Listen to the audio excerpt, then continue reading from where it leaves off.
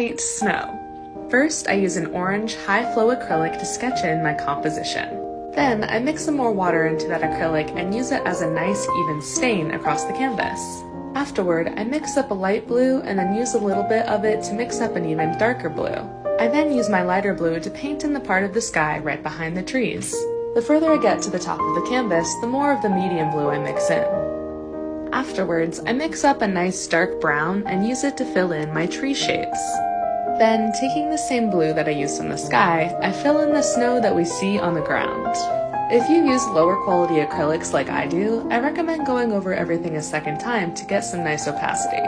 That should lead you to here. Next, mix up a medium blue, light blue, and off-white. Starting with your dark blue, paint in some of the shadows we see in those big chunks of snow sitting on each tree branch.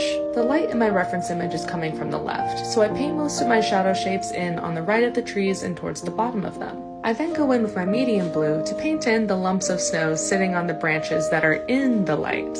I add a bit of that color into the nearby branches to make sure we get a sense of light. Make sure these marks get smaller the further they are into the background. While that's drying, I go in with my darker blue to paint the shadow shapes being cast across the snowy path, giving us even more sense of light. Using the lighter blue, I fill in the part where the light actually touches the snow, making sure to paint the parts where it bounces off the bottom of the tree branches. Then, lastly, I go in with my off-white and start to paint the glistening snow that's in direct sunlight. I'm making sure that I'm only using this on the leftmost side of every tree because that's the direction that my light is coming in my reference image. I also use this to paint the parts of the lightened snow that are really glistening in that sun. And voila! After all that hard work, you have yourself a snowy landscape.